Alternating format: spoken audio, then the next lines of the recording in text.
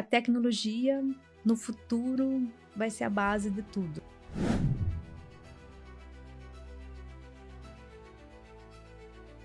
Tirar o produtor do comodismo, porque a gente vive um dia a dia tão estressado, né, tão corrido, que a gente acaba deixando de anotar as coisas.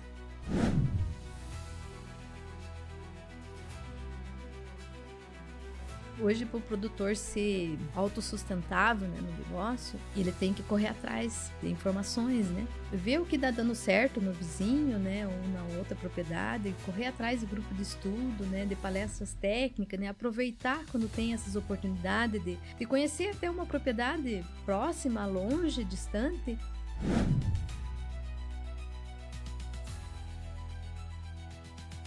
Não é concorrência, mas é fazer com que agregue alguma coisa na propriedade. Então, eu acho assim que o conhecimento, a busca de palestras.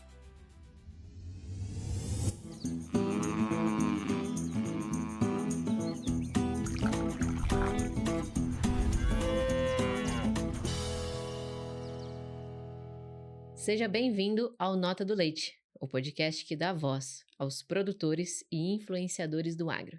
Eu sou a Jéssica Quirino e hoje estou com a Ronilda, que é médica veterinária, gestora, com mais de 33 anos de experiência na área da pecuária de leite. Ronilda, seja bem-vinda ao Nota do Leite podcast. Agradeço a oportunidade de estar aqui com você, poder contar um pouco da minha história, né, do meu dia a dia lá na propriedade e nos clientes, né, que eu atendo. Muito obrigada por essa oportunidade. Com certeza. Ronilda, mas vamos lá. Como que foi a sua trajetória? Conta um pouquinho para nós da sua trajetória e como que foi também escolher medicina veterinária, né, há 33 anos atrás. Talvez foi um pouco difícil, porque na época a situação financeira era difícil para todo mundo, Sim. né? Mas minha história começa desde pequenininha, porque eu nasci na fazenda mesmo. Minha mãe teve os 5 filhos lá na fazenda, com parteira, né? Junto com parteira, só a mais nova que nasceu na cidade. Então, digamos assim, nascendo no sítio, a gente vai convivendo dia a dia, né? Então, às vezes eu ia junto no curral tirar leite com ela, tipo assim, ficava lá esperando ela tirar leite, trazer o leitinho para mim, ali do lado da leiteria junto, né? E eu sempre gostei disso, sempre estava realizada quando eu estava lá fora trabalhando. Nunca gostei muito de serviço dentro de casa. E daí, com o passar do tempo, quando eu estava no 3º ano primário, a professora que dava aula para nós foi embora para a Alemanha, a saudosa Dona Alice, que faleceu há 2 meses atrás. Então, com ela ir embora para a Alemanha, não tinha professora para substituir, de momento. E daí tinha uma das moças que estudava magistério lá na cidade, ela estava para terminar o estudo. E ela se propôs a dar aula à tarde, só que daí eu teria que mudar para tarde, né? E com isso, me ajudou mais ainda eu gostar mais do agro ainda, do leite ali em si. Eu comecei a ajudar meu pai de manhã a tirar leite, né? Fazia toda a atividade com ele e à tarde ia estudar, né? Aprendi a dirigir trator com 9 anos de idade, eu já tocava o trator porque tinha que levar o leite na banca, né? Eram latões pesados, né? 40 litros, não era fácil. Mas o maior desafio não era nem tirar o leite, era encostar a carreta, 4 rodas, 2 rodas, na banca do leite, porque é uma manobra, para quem dirige trator sabe que não é fácil. E pequenininha do jeito que eu sou, com 9 anos de idade, então era mais difícil ainda, né? Mas, com o tempo, fui conseguindo e era um desafio todo dia, mas sempre eu estava lá. Entregava o leite, rodava os latão para conseguir pôr em cima da banca do leite. E os caras que passavam no caminhão sempre falavam assim: Nossa, você de novo aí, quer que eu te ajude? Eu falava: Não, eu já coloco. Enquanto vocês vão carregando aí, eu coloco, eu rodo os latão. E assim foi. Aí fui ajudando a fazer o trato, né? Carregar os balaios de silagem, que na época a gente tinha os coxos, né? Então a carreta não entrava dentro do estábulo, então nós tínhamos que carregar na carreta e da carreta para pôr para cada vaca tinha que ser no balaio. Então eu ficava em cima da carreta carregando os balaios, enchendo os balaios para alguém, meu pai ou meus irmãos, colocar para as vacas. Depois meu pai já tinha um funcionário, daí eu ajudava o funcionário, tirava leite na mão quando precisava, quando faltava luz a gente tinha que tirar leite na mão, né? E quando eu terminei a 8ª série, estava para terminar, tinha que decidir. E agora o que fazer? Meu sonho era ser veterinária. Mas e o medo? Sim. Será que eu ia dar conta? Né? Meu tamanho, por ser mulher, né? Na Hum. época eram poucas, né? Mas falei para meu pai assim, eu não quero fazer magistério, porque eu não gosto de falar em público, eu sou tímida e tal. Daí falei assim, meus irmãos estudam no Colégio Agrícola de Ponta Grossa, Augusto Ribas, não sei se você conhece Uhum. ali. E daí eu falei para ele assim, lá tem o curso técnico em economia doméstica. Será que eu posso ir fazer? Porque eu achava que se eu falasse que eu queria fazer o técnico agrícola, meu pai não deixava, né? Então, pedi para ir fazer economia doméstica e ele concordou. Passei na prova e fui estudar. Colégio Agrícola em Ponta Grossa. Então, a gente vinha no domingo à noite para Ponta Grossa, ficava no colégio, a gente era chamado de abrigueiro, né? Porque lá tinha a casa que a gente morava, né? Os quartos lá. E ali a gente vivia uma vida, digamos assim, de responsabilidade, independente, né? Porque os pais estavam longe, né? Então a gente ficava ali até a sexta tarde, ou às vezes no sábado, para retornar para casa. Não tinha telefone na época, a gente ficava dando notícia pro pai lá, ó, tô bem. Não tinha isso. Nós tinha que ligar no vizinho lá, no orelhão que a gente falava, para ele, se meu pai fosse lá, saber como é que nós estava, ou o horário que nós ia voltar, né? Então sempre era um desafio.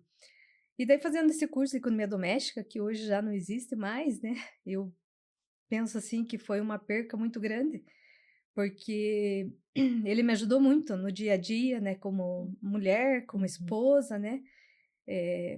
Eu aprendi muitas coisas lá no colégio agrícola, a costurar, a fazer Hum. comida, a a horta, né, que era o que mais me atraía, era a horta que eu podia ir lá, mas também aprendi a parte de enfermagem, né. Fazer crochê, um monte de coisa, assim, eu dizia, assim, que eu aprendi a ser motorista de fogão e dona de casa. Mas são coisas válidas para a vida, né. Eu sempre incentivo as pessoas, os jovens a fazer um curso técnico, porque se você não conseguir passar numa faculdade ou fazer uma faculdade por dificuldade financeira, você tem uma formação já, né, e essa formação te dá ajuda, abre alguns caminhos, né. E no decorrer desse curso, no colégio agrícola, assim, eu me destaquei muito lá, em termos de jogadora de xadrez. Olha. Ninguém sabe, assim, que eu fui uma jogadora muito boa lá. Comecei desde o primeiro ano, o diretor chegou na sala de aula e perguntou: "Quem joga xadrez aqui?" Daí eu falei: "Eu mexo as peças". Daí ele falou assim: "Mas como assim?" Daí eu falei: "Não, eu nunca joguei profissionalmente, né, nunca tive apoio, mas mexer as peças eu sempre gostei". Daí ele começou a me incentivar e já me colocou nos Jogos de Primavera e já fui campeã com a equipe lá, fui campeã individual e foram 3 anos, assim, que além de eu gostar do que eu estava fazendo, do curso que eu estava fazendo, eu também gostei muito de jogar o xadrez, sabe. Uhum. Aquilo para mim, assim, a matemática, o fato de eu planejar as coisas me ajudava muito, sabe. Eh, Tenho, assim, umas vitórias, assim, que cheguei a ficar em sexto lugar do Hum. campeonato adulto, eu sendo uma adolescente. Olha. Do Paraná, sabe. Então, assim, foram conquistas boas. Primeiro Sim. lugar pontagrossense na juventude, então, tipo assim, o xadrez para mim, junto com o colégio agrícola, me ajudou muito. Mas o que realmente me marcou na no meus estágios que eu fazia durante o colégio agrícola, foi no último ano eu precisava fazer, o estágio num hospital. Hum. Para mim fazer a prática de aplicar injeção, né, pegar a veia de paciente, os cuidados ali de uma enfermeira, né. E um belo dia o médico ia fazer uma cesariana, e eu cheguei no hospital, ele falou assim: "Hoje você é minha ajudante na ajudar na cesariana". Daí eu falei assim: "Então tá, né, eu só tenho que obedecer, eu sou estagiária, né". Lá fui eu ajudar ele na cesariana. E a minha função era, eh, aspirar o líquido e o sangue que saísse ali durante o processo da Uhum. cesariana. E eu firme ali, ajudando ele. Mas quando começou, assim, sair sangue, que a criança começou a chorar ali, aquilo me estremeceu. Eu branqueei, eu só escutei o médico falar assim: "Ela vai desmaiar". Ah, e realmente, eu desmaiei ali, me Desmaiou mesmo. retiraram da sala e depois eu voltei para casa e falei para meu pai assim, falei assim: "Eu quero seguir a medicina, mas não a medicina humana". Uhum. O sangue humano, para mim, me judia, Hum. sabe, é difícil para mim, mas o sangue da veterinária, eu sou capaz. Uhum. E foi ali o passo fundamental. Ali eu decidi realmente e corri atrás, né, do objetivo. Aí, na época, só tinha 2 faculdades de veterinária, que era a Federal em Curitiba, né, e a UEL em Londrina, só que batia o vestibular no mesmo dia. Nossa. Aí eu tinha que optar ou uma ou outra. Aí eu optei por Federal, que era mais perto, né, mas era muito concorrido. Tinha muita gente querendo fazer veterinária e as notas tinham que ser muito alta. E eu, como eu tinha feito um curso técnico, né, eu não estava preparada para isso no momento. Aí não consegui passar. Na católica, meu pai não deixou eu tentar na época, falou: "Se eu não tenho situação para bancar, né, Uhum. nessa faculdade, tá, e agora? O que fazer? Hum. Esperar até o ano que vem para fazer o vestibular de novo e tal?" Aí eu falei para ele: "Eu vou para Ponta Grossa fazer cursinho à noite e vou trabalhar durante o dia." Ele falou assim: "Ah, você não vai conseguir serviço, você só trabalhou na propriedade, o que que você vai fazer numa cidade grande, né?" Hum.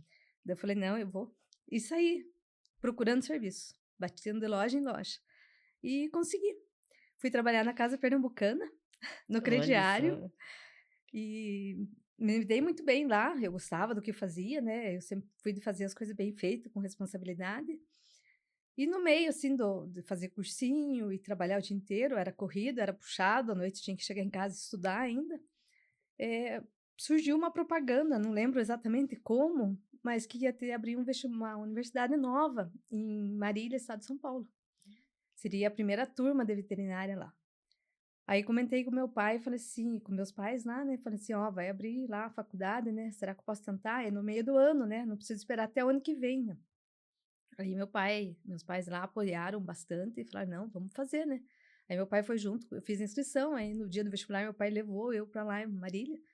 Nossa, cidade grande. Pois Eu é. ficava me imaginando como é que se eu passar, como é que eu vou ficar aqui, né, não conheço ninguém, né. Mas o destino era esse, passei no vestibular. E daí foram 5 anos ali de muito aprendizado. A universidade, por mais que era o primeiro ano, né, passou por muitas dificuldades, nós não tínhamos laboratórios, né, específico para isso, né, tipo assim, estava sendo montado os laboratórios para nós estudar, mas por outro lado, nós tínhamos professores muito bons, porque vinham da USP, vinham de Jaboticabal, de Botucatu, da UEL, então assim, os melhores professores eu tive. Foram pessoas, assim, que gostavam do que faziam e transmitiam isso pra gente. E me formei, né, durante o trajeto da faculdade eu fui fazendo estágio, comecei com o curso de inseminação, que na época só tinha lá em Sertãozinho, estado de São Paulo, fui para lá, em pleno janeirão, fazer um curso, ficar uma semana fora de novo para fazer o curso, né, para poder voltar e ajudar a família, né, porque nós dependia de inseminadores, né, eh, e o inseminador vinha de acordo com o que a gente de acordo Chamava, com a né. demanda, né. Uhum. Digamos, a gente tinha que ligar de manhã lá para ele vir à tarde ou o contrário, né, ligava à tarde para ele vir no outro dia de manhã, e eles tinham bastante serviço, né. Então eu fiz o curso de inseminação, peguei bem essa prática de inseminação, adorava fazer, e fui fazendo estágio durante a faculdade em várias áreas. Comecei na parte de zootécnica para me ver se eu queria a parte administrativa, fui para a parte de suínos, para ver se eu gostava daquilo. Na época, a cooperativa tinha granja experimental na Caçolanda, então eu fiquei lá 15 dias fazendo estágio. Não me adaptei muito. O cheiro para mim do suíno é um pouco forte e Sim. não foi para mim. Aí depois eu fiz na parte de pequenos animais com o doutor Aldorico, o doutor Ulisses, que na época tinha policlínica em Cássio, eu fazia à noite o estágio com eles, porque eles trabalhavam também durante o dia na bovinocultura e faziam uma clínica à noite, né, então eu ia à noite fazer estágio com eles.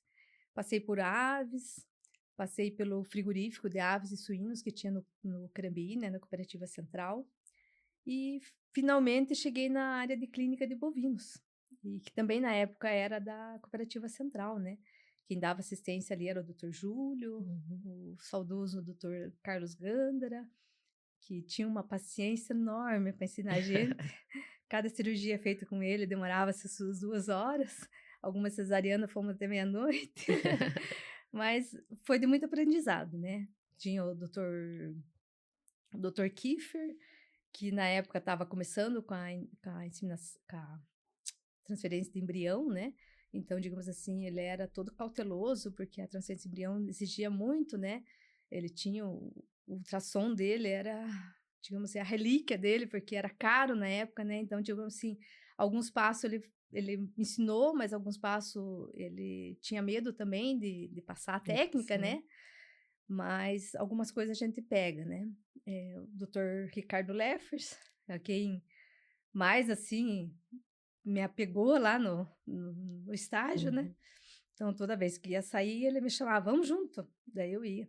E era até engraçado chegar nas propriedades, né, eu tão pequenininha e ele tão grande. Mas ele sempre falava assim: "Não, pode confiar nela, ela é filha de produtora, ela sabe o que está fazendo". Hum. E assim foi, a vida inicial ali. Conheça quem está conosco nessa jornada pelo futuro do agro. Fitobiotics, Ouro Fino, Bauman, Dariup, Azeclean, Menarim Agro, Hanscamp, Salmix, Hanlelac, Delaval, Cooperativa Castriolanda, Cooperativa Frisia e Grupo Masters do Leite. Essas marcas acreditam no poder da pecuária e estão impulsionando, junto conosco, o agro brasileiro para outros patamares. Se você também compartilha essa visão, siga, curta e compartilhe esse episódio. Vamos fortalecer juntos esta rede que transforma o campo. E Ronido, eu fico imaginando assim, porque igual você falou, 33 anos de experiência. Há 33 anos atrás, quais foram as principais evoluções que você viu? Porque desde o do dia lá, estou formado, estou indo a campo, vou começar a trabalhar até agora. O que você mais vê aí que você poderia contar para nós? Na verdade, é uma transformação muito grande, né? Porque a maioria dos produtores tiravam leite no balde ao pé, né? Então, digamos, faltava, não tinha gerador, faltava luz, eles tinham que tirar na mão, né? E isso acho que foi assim um pesadelo, digamos assim, uma parte assim bem puxada para os produtores da época, né? Então eu vejo que a transformação veio dali já, né? Digamos, a luz, aos geradores que começaram a colocar nas propriedades, né? E hoje é tudo tecnificado, né? Hoje a média de produção de vaca por dia subiu muito, né? Na época, você tirar aí seus 20 litros de leite de média era um desafio muito grande. Eh, Nós tinha que lutar e pensar em mínimos detalhes. Nós não tínhamos um nutricionista que apoiasse nós e falasse, ó, tá aqui ou tá ali, né? Foram aparecendo com o tempo algumas pessoas mais especializadas na área, mas o veterinário tinha que fazer um pouquinho de tudo, né? De tudo. Tinha que ser o veterinário da propriedade, tinha que ser o nutricionista, tinha que ser o casqueador, isso me judiou muito, a É, parte de fazer o casco, né, quando se pegavam umas coisas. Mas tudo vem a evoluir, né? Então, hoje em dia, a gente tem muitas especialidades, né? E muitas tecnologias que vieram para ajudar, né? Então, sim, é uma evolução muito grande se for ver lá 33 anos atrás como era e como está hoje. Quando a gente conta histórias, tem pessoas que não acreditam né? que era tão sofrido e que a gente tinha que ter, assim, uma amplitude de conhecimento para conseguir seguir, né. Sim, com certeza. E você também é gestora de uma propriedade, né? E conta para nós um pouquinho como que é a rotina da propriedade, quais são os principais, que você considera como essencial para a produção de leite também. Então, a rotina da gestora é, digamos assim, um pouco desafiadora, né, porque a gente tem que pensar em tudo, né, desde a parte dos colaboradores, né, como que eu vou conduzir eles, né, eh, até a parte financeira, né, os dados, o que fazer com as vacas para mim obter melhores lucros, né. Mas como eu tinha a parte técnica, né, e veterinária ali sim, a gente vai tentando, se espelhar em algumas pessoas, né, que deram certo, que têm um bom negócio, e com isso a gente consegue levar. Mas hoje, digamos assim, eu trabalho com 4 funcionários lá, 4 colaboradores, eu tenho uma confiança muito grande neles, porque eles têm uma responsabilidade e isso me deixa bem segura em poder estar trabalhando fora também, né. Eh, e a tecnologia que vem a me ajudar muito nessa parte de gestão é o WhatsApp, né. Então hoje com o WhatsApp a gente consegue se comunicar a todo momento, né. Então digamos assim, entre um atendimento e o outro, se tem alguma coisa que está acontecendo na propriedade, estragou algum equipamento, tem uma vaca doente, alguma coisa, ele já me manda o vídeo, me manda foto, o que que eu faço, como que eu posso reagir. Então, digamos assim, essa tecnologia hoje é um auxiliar muito grande no meu dia a dia como gestora, né. Uhum. Mas a gente concilia. E você falou dessa parte de funcionários, hoje a gente sabe que é um desafio, né, reter pessoas e também que eles tenham esse espírito que você falou de tá ali, tá jogando o jogo e de se sentirem pertencentes. Hoje, o que que você faz, assim, para você trazer esses funcionários para vocês, para eles estarem no mesmo pensamento que vocês têm e estarem trabalhando como dono, mesmo você não estando, né, igual você falou, o tempo todo lá? É um desafio grande, né, mas graças a Deus os funcionários lá, digamos assim, são muito comprometidos. Então, digamos, eles vestiram a camisa, Uhum. né. Então, digamos assim, o que eles fazem não é por mim, é por eles mesmos. Eh, e uma gratificação, assim, uma comissão em cima do serviço que eles estão fazendo, né, para ele ser reconhecido, né. Isso eu faço, eh levo eles para curso, né, sempre que tem curso ou que eles me pedem, assim, uma orientação, levo, dou resposta para eles, né. Qualquer tecnologia nova que venha, que possa agregar ao serviço deles, que está no acessível, né, a gente consegue levar também lá a campo para ajudar eles, né. Mas o principal de tudo que eu falo, o funcionário tem que gostar do que faz. Tem que ter amor por aquilo que faz. Então, digamos assim, às vezes a gente tem as pessoas e a gente não consegue escolher a área certa para ele trabalhar. Então, digamos assim, se a pessoa gosta de ordenha, você tem que pôr na ordenha. Se a pessoa gosta de soldar, de mexer com mecânica, ele tem que fazer essa parte ali, dar oportunidade para ele mostrar o serviço dele ali. Curso de soldagem, né, eu dei para um funcionário, nossa, ele se sentiu tão capacitado que, digamos assim, hoje ele fala assim: "Os reparos eu mesmo faço". O da ordenha também, ele é muito comprometido, sabe, ele fica preocupado quando a CCS sobe, quando a CBT deu uma oscilada, né, tipo assim, então é vestir a camisa, vestir com amor realmente o que faz, né. Todos eles são muito comprometidos e eu confio neles e com isso eu consigo trabalhar bem segura na propriedade. Propriedade. Que bacana, que legal. E Ronilda, hoje, então, você também é médica veterinária, você atende algumas fazendas. Qual que é o seu principal serviço? Quais serviços você presta? Eu faço a parte de clínica, né, e reprodutiva, né. Então como eu trabalho com pequenos e, digamos assim, médios produtores, né, eu comecei trabalhando com produtores de 50 litros de leite, hoje o menor, assim, já está com seus 600, 800 litros, então a evolução foi muito grande nesse sentido, né. Mas, é o atendimento de rotina, né, tipo Uhum. assim, clínica, ver o que os animais têm no dia a dia e o que é um serviço, assim, que eu tenho agenda todo dia praticamente é a parte de reprodução, que é a palpação, o diagnóstico de ultrassom, né, para a gente não perder tempo, né, porque cada dia vazio de uma vaca ali, né, sem inseminar, é um gasto extra, né, que no final Vai pensar. diminui a rentabilidade, né. Então a parte reprodutiva é o que mais me ajuda hoje, né, que eu trabalho mais em cima, né. Uhum. E como que você enxerga todo, igual você falou que tem uma importância muito grande essa parte da reprodução para a sustentabilidade econômica da atividade leiteira hoje? Eu acho, assim, que é muito essencial, né, porque, eh, digamos assim, se nós não olhar para aquela vaca que pariu, né, por que que ela pariu? Porque foi inseminada, né, porque ela teve um crescimento na propriedade, ela foi atendida como bezerra, ela é a futura mãe da propriedade, né, então, digamos, começa um trabalho lá desde baixo, né. Então, digamos assim, se tem partos, é sinal que tem, inseminações. Se tem inseminações, é porque eles estão levando a sério, eles não estão deixando, de inseminar a vaca, deixando muitos dias em vazio das vacas, né, o del muito alto, né. Então, uma coisa leva a outra. E a produção a produção de leite está diretamente ligado com a reprodução, porque quanto mais cedo insemina a vaca, mais ela vai conseguir chegar lá no final da sua gestação com uma produção boa Uhum. ainda, né, viável, né, porque hoje a gente sabe que vaca abaixo de 15 litros de leite não compensa ser tirada.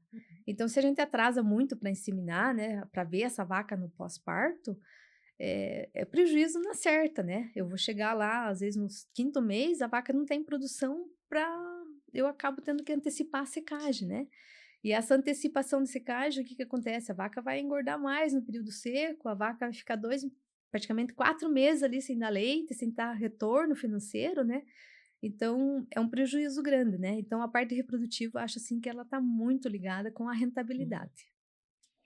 E Ronildo, eu também atendo algumas propriedades, mas mais relacionada à parte de qualidade do leite. E quando eu chego para uma visita, tem alguns indicadores ou técnicos que, pensando em qualidade do leite, eu já olho ali para eu falar assim: olha, essa propriedade está assim, essa propriedade já está mais ou menos. Hoje, para você, quais são os indicadores ou técnicos básicos que você deixaria aqui para o pessoal que a gente deve olhar no dia a dia? Começando, né, eu faço uma a anamnese, né, da propriedade, mas eu começo, assim, pelo DEL, né, ver como é que tá os dias vazio, né, os dias de lactação dela ali, né, se tá muito alto ou não.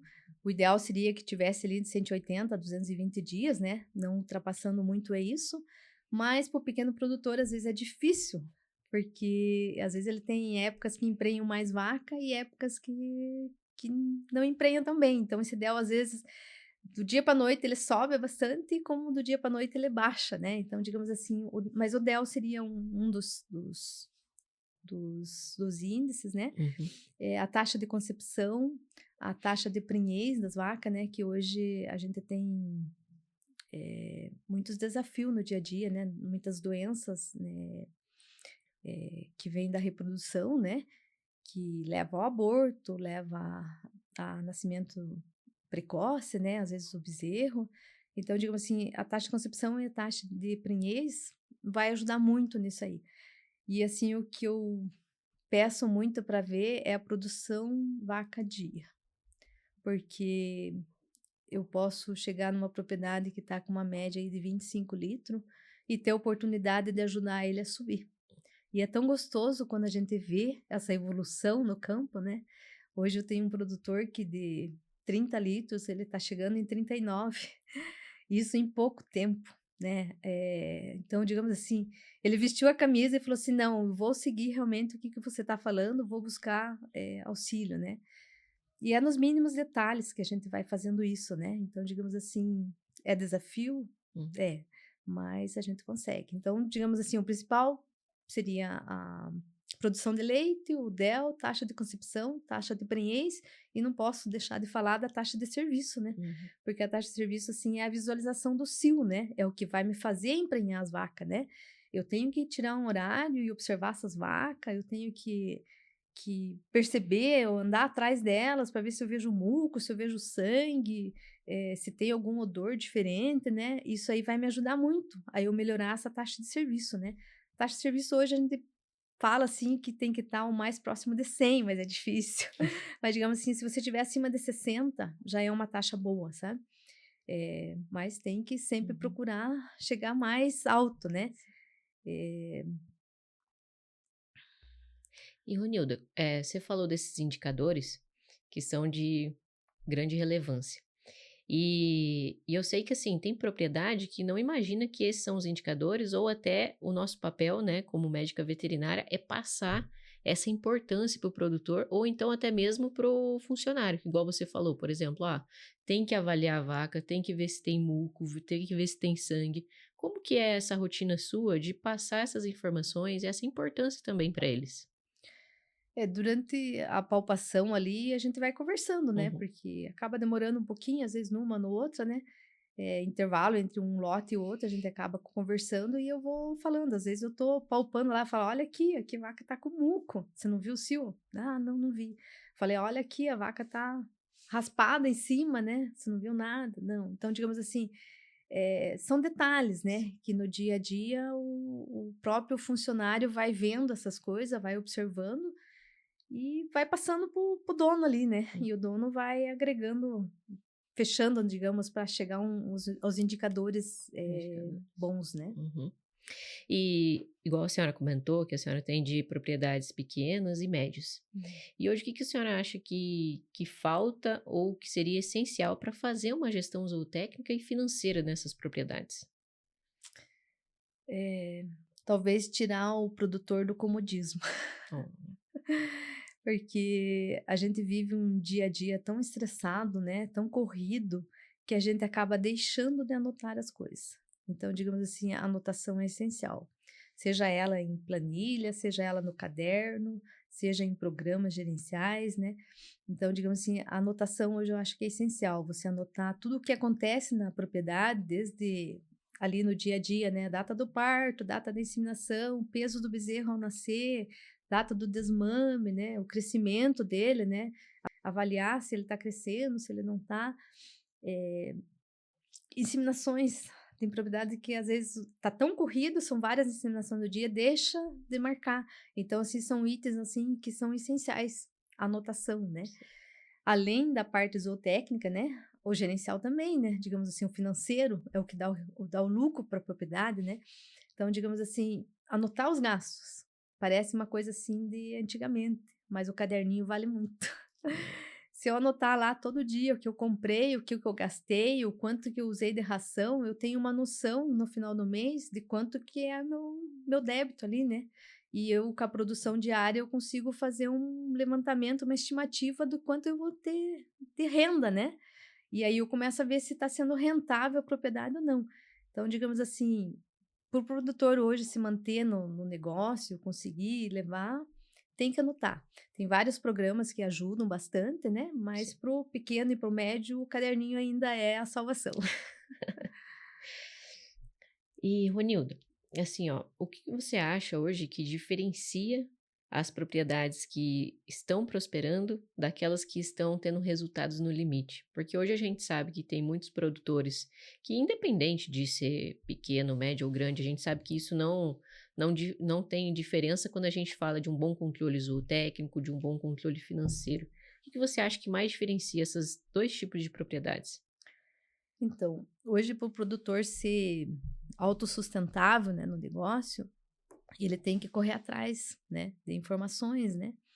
Então, ver o que está dando certo no vizinho, né, ou na outra propriedade, correr atrás de grupo de estudo, né, de palestras técnicas, né, aproveitar quando tem essas oportunidades de conhecer até uma propriedade próxima, longe, distante, mas em cada visita, em cada palestra que você vai, você tira informações. E daí você saber usar essas informações na tua propriedade. Tem coisas que não cabe na minha propriedade. Eu sei que não dá certo, mas eu posso fazer algo parecido, algo semelhante. Então, sempre tentar se qualificar. Correndo atrás de conhecimento, correndo atrás de técnico, né? Pedindo para os técnicos chegarem na propriedade, verem, né, o que eu posso estar melhorando, né? Chamar o veterinário, sentar com ele, assim, não só no dia a dia, mas sentar e falar assim: agora o que eu posso mexer aqui nos meus dados, né? Tem algum dado aqui que eu posso melhorar, né, para estar tendo maior rentabilidade? Então, eu acho assim que é essencial é buscar conhecimento, né? Sim, Seja se espelhando no outro, não é concorrência, mas é fazer com que agregue alguma coisa na propriedade, né? Então, eu exatamente. acho assim que o conhecimento, a busca de palestras, sim, tem tanta gente para ajudar a gente hoje no negócio, né. Sim, Até eu mesmo como veterinária, eu participo dos grupos de estudo. Eu vou às vezes, visitar uma propriedade, não tem muito a agregar, mas me ajuda, porque é com um certeza. é um detalhe diferente lá que eu vejo que eu posso trazer para mim e fazer, Uhum. ou eu posso indicar para um produtor meu que: "Ó, lá na tal propriedade tá dando certo isso, faça assim ou faça assado", ou vá visitar para você ter uma noção, né. Então eu acho assim que essa troca de experiência ajuda muito. Sim, com certeza. E Ronilda, nos seus anos de experiência e de trabalho, teve algum momento que mais te marcou na sua carreira? Que foi assim um marco que você sempre se lembra dele?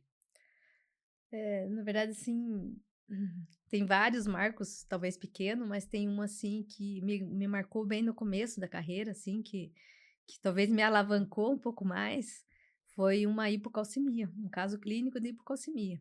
Em pleno domingo de Páscoa, madrugadona, uma cliente liga, uma senhora até, ela era viúva, ela me liga e fala assim: "Minha vaca tá morrendo, você consegue me ajudar a salvar?"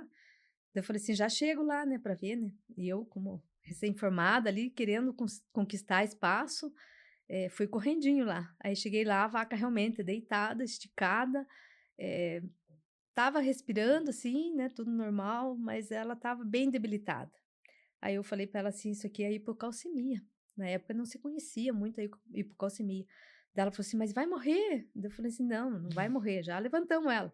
Mas como? Daí eu falei assim, não, nós precisamos aplicar cálcio na veia dela. Daí ela falou assim, cálcio? O que que é cálcio? Eu falei assim, a senhora não tem o glucafós aí, o Calfon, que na época era muito utilizado, né? Hoje nós temos uma vasta, né, cálcio no mercado, tem de toda que é forma, né? E daí ela falou assim, então tá, você deixa a receita? Eu falei, tá, mas a senhora não quer que eu faça? Porque tem que ser na veia para nós recuperar ela. Nossa, eu não sei pegar na veia, né? Porque os produtores não sabiam realmente, né? Daí eu falei, não, eu faço para a senhora. Aí fiz o cálcio ali na veia dela e fui fazer a receita e conversando com ela. A hora que eu terminei a receita, a vaca estava de pé. A mulher olhou para mim e falou, nossa, que milagre, a vaca ficou de pé. Então, assim, na época isso foi muito marcante, porque ela começou a espalhar que eu tinha salvado a vaca dela. E digamos, a rádio peão vai passando, né? De um para o outro, e isso aí foi alavancando minha carreira também. E porque a hipocalcemia na época, assim, era uma das doenças que mais matava, né? Porque o pessoal não sabia realmente fazer o soro na veia, né? Não sabia como tratar, né? Como lidar com isso. Hoje não, hoje já é bem diferente, né? Hoje são poucos os casos que a gente pega de hipocalcemia clínica. Hoje a gente pega mais a hipocalcemia subclínica, né? Mas na época, assim, foi uma coisa que me alavancou muito. Que bacana, que história legal. Essa propaganda positiva que ela foi espalhando Foi para espalhando. todo E mundo. como era domingo de Páscoa, ainda saí de lá com uma caixinha de chocolate. Ó. E, Ronildo, eu sei que vocês têm lá na propriedade uma qualidade muito boa, né? Uma qualidade do leite muito boa, já tem até prêmios. E como que vocês fazem no dia a dia para ter essa qualidade aí tão excelente? É aquilo que eu falei, amor pelo que faz, né? Rotina, né? Porque os animais gostam de rotina, né? Eh, o estresse hoje em dia na leiteria, ele causa muito prejuízo, né? A queda na produção, a queda na imunidade das vacas. E como nós estamos assim com os animais bem evoluídos, né, geneticamente, produzindo muito leite, então, digamos assim, qualquer coisa fora da rotina acaba com a vida da vaca, diminui a produção.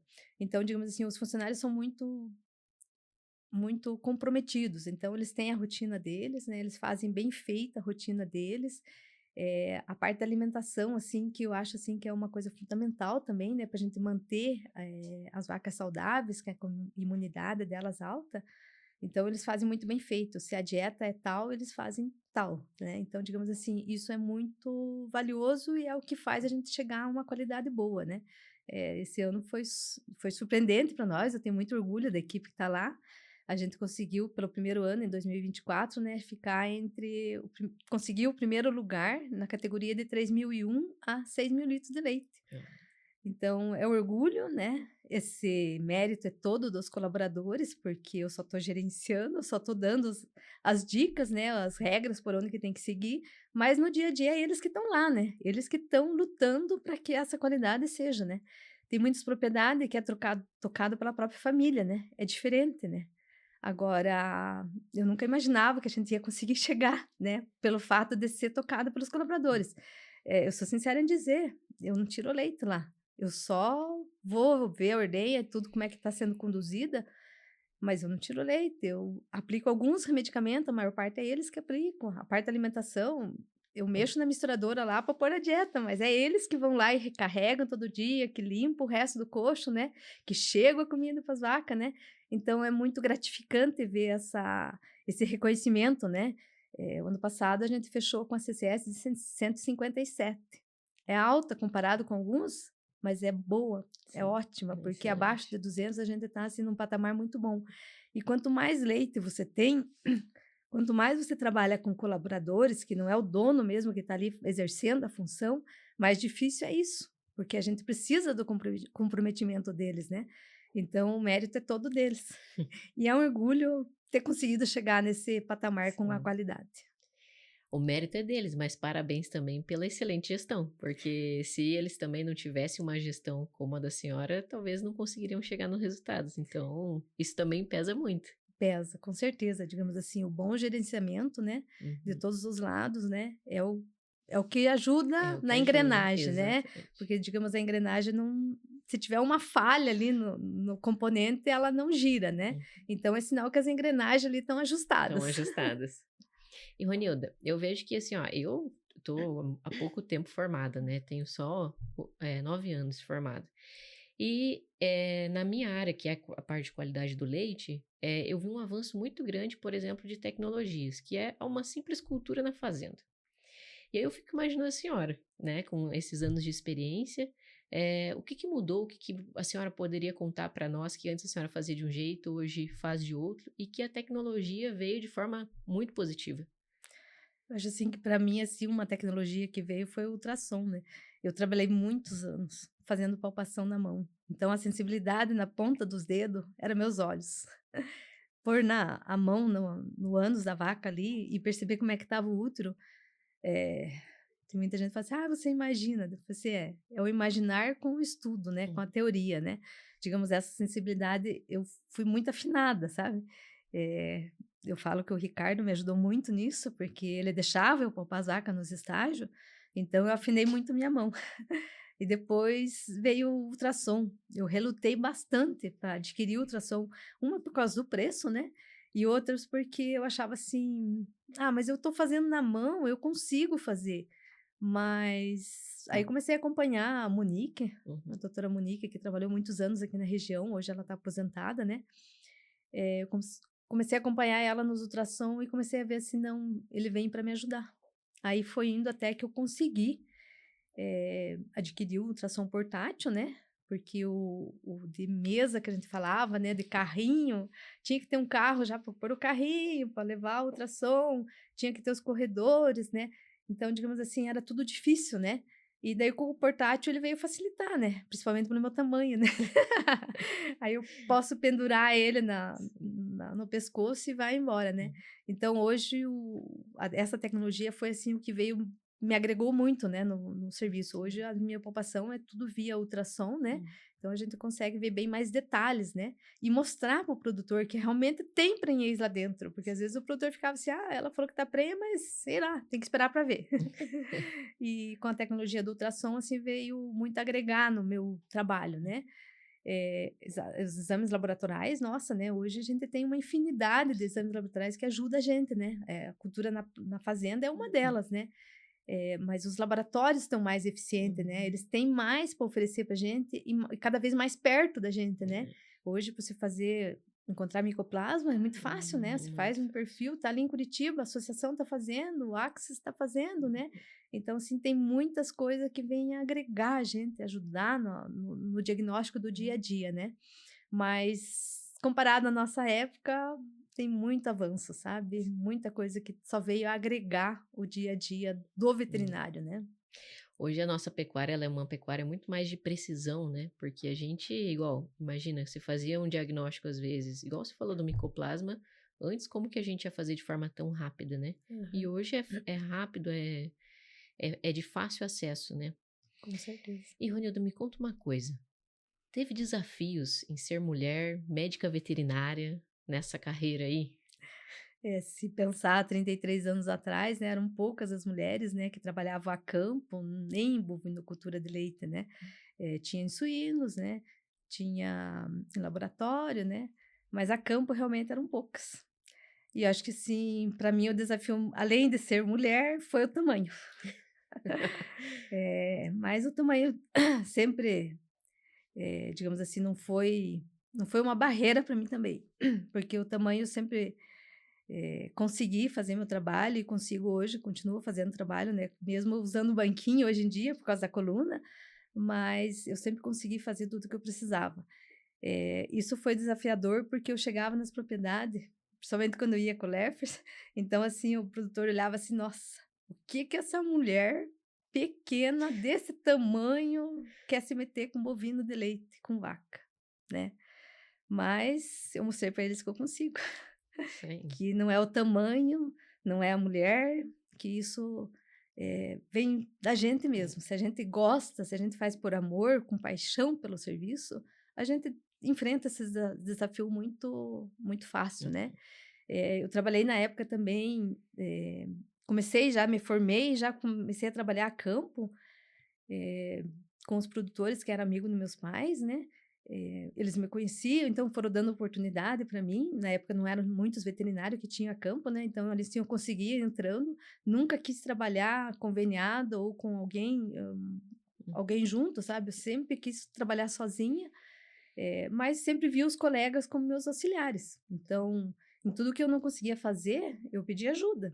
Eu sempre fui humilde o suficiente de falar, eu não consigo. O deslocamento da Momasa, eles têm veterinária que fala assim, ela só manda abacaxi para mim. Quando tem a Momasa, ela manda para mim. Mas, tipo assim, eu acho que a gente tem que ser humilde e ver o que a gente consegue, né? E a gente fazendo bem feito o que a gente consegue, a gente tem mercado de trabalho, né? Trabalho também com a parte de responsável técnica, né?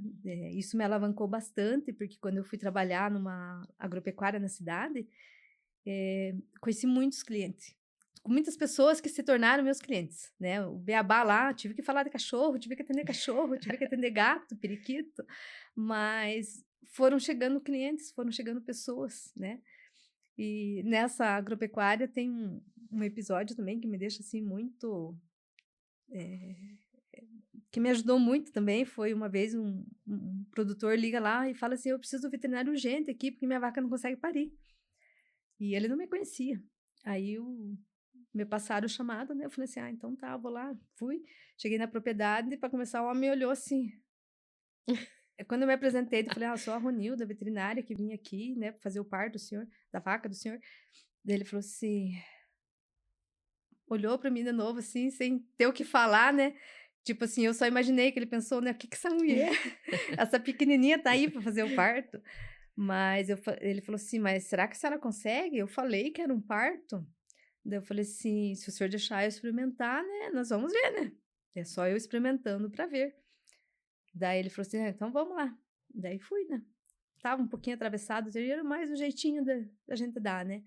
E consegui fazer o parto. Quando eu terminei, ele falou assim, nossa, a senhora fez o parto mais rápido que o veterinário que teve aqui. Daí eu falei assim, talvez o meu tava mais fácil, né? Porque a gente sabe que tem partos mais fáceis, tem parto mais difícil. Mas isso marcou muito ali e, digamos assim, mostrou que o tamanho não é que faz diferença. Ajuda, força para puxar, o veterinário homem também precisa, né? Ele precisa que o ajudante ali, o funcionário, o colaborador, ajude ele. Ele vai fazer as manobras. E as manobras, a gente sabendo fazer, a gente consegue, né? E quando era uma cesariana que eu via que era uma vaca mais profunda e eu não conseguia, eu pedia ajuda para os colegas, passava para eles e falava assim, não está no meu alcance, você consegue me ajudar? Então, sempre os colegas foram muito parceiros. Que bacana. Isso é muito bom, né? Porque é essa troca que a gente precisa mais também, né, Ronilda? Precisa. Muito. Precisa. Eu sinto falta dessa troca. E é muito lindo da parte da senhora ver que vamos fazer essas trocas. O quanto mais a gente conseguir, é melhor. E, Ronilda, a gente está passando por um momento que é queda do preço do leite. Mas a gente sabe que a gente tem muita oscilação do preço do leite e, assim, é uma coisa que eu acredito que não vai, a curto prazo, a gente não vai conseguir resolver. A senhora, sendo gestora e também médica veterinária, que conselho deixaria para esses produtores, ou alguma dica, ou algo para eles olharem, para eles tentarem passar por esse período um pouco mais aliviados, um pouco mais tranquilos, que a gente sabe que é difícil, né? O preço do leite sempre é o que mais impacta, né, no dia a dia. Mas eu acho assim que o principal é olhar da porteira para dentro, porque digamos assim, o preço base nós não conseguimos mudar, né? Isso é uma coisa que vem de fora do mercado, não está acessível para nós. Mas a qualidade, o que nós podemos embutir nesse preço base, depende de nós mesmos, né? Então pegar um mapa do leite, ver os indicadores, ver o que eu posso melhorar aqui ou ali, né, para se tornar mais rentável, né? Uma coisa que a cooperativa Frisia fez já faz alguns anos, acho que desde 2017, 2018, foi colocar um gráfico lá onde a gente vê aonde a gente deixa de ganhar no leite, sabe? Não é que a gente está perdendo, a gente está deixando de ganhar. E o quanto isso reflete mês a mês e no ano. O primeiro ano que eu comecei a acompanhar isso mais de perto, que eu comecei a ver como que estava a situação da propriedade da mãe lá, né, que eu atendo, o prejuízo era muito grande. Aí a gente pensa assim, vou investir num confinamento? Será que compensa? Quando eu olhei esses dados, eu falei, compensa. O que eu deixei de ganhar, pagaria o confinamento. Então, digamos assim, é ver o que você pode fazer, né, melhorar mínimos detalhes, às vezes na qualidade do leite, na gordura do leite, que hoje se paga muito bem pela gordura do leite, né. O que você pode ali mínimos que você consegue subir, ajuda muito. Que no preço final do leite você vai se tornar bem compatível com o mercado, né, você consegue alinhar ali teus gastos com os custos, com a rentabilidade, né, e se torna uma propriedade bem rentável, né. Eu olho muito para isso e sento com o técnico da alimentação ali, para a gente ver aonde que a gente pode aquele ajuste fino, eu falo para ele agora assim: "A qualidade, tudo tá bom, a gordura tá boa, mas aonde que eu não tô perdendo dinheiro?", porque quando eu olho lá, eu não deixei de ganhar nada, mas eu posso ganhar mais, né. Então ele me ajuda nesse sentido de conseguir, incrementar no valor do preço do Uhum. leite, né. Que bacana. Essa é uma grande dica, né?